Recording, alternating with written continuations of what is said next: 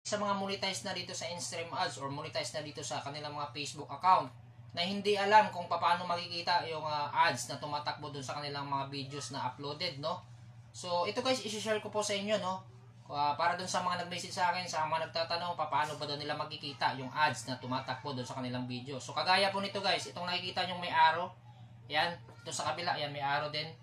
Yung dulo ng arrow guys, kung makikita nyo yung kulay dila, yung may bilog-bilog na nilagay ko na effect. So, ayan po yung sinasabing ads na tumatakbo. So, ganun kasimple guys, ganun lang natin siya makikita.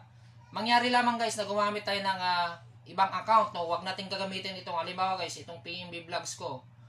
Kapag ito po yung ginamit mo habang pinapanood mo yung video na yung ads na yan, so hindi mo po talaga makikita yan.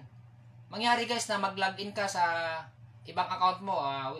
Example guys, yung profile account mo na which is yun yung admin sa page nito. So pwede mo yan makita.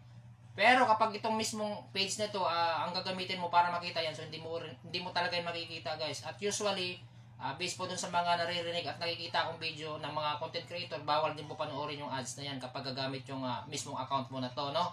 So, sana guys nakatulong sa inyo, no? Sana nakapagbigay ako ng information, sana nakapagbigay ako ng konting kalaman sa mga baguhan na nagtatanong dito sa Facebook Reels, no? Sana nakatulong